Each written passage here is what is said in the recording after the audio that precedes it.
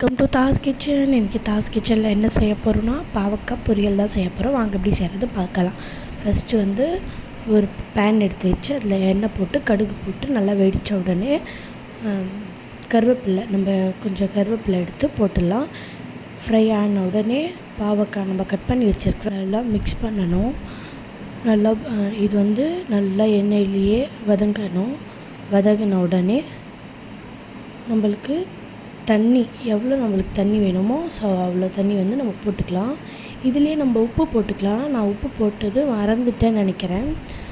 அதனால் நம்ம இதுலேயே உப்பு போட்டு நல்லா வதக்கிட்டு தண்ணி போட்டு இப்போ வெந்துருச்சு. எல்லா காயும் வெந்துருச்சு.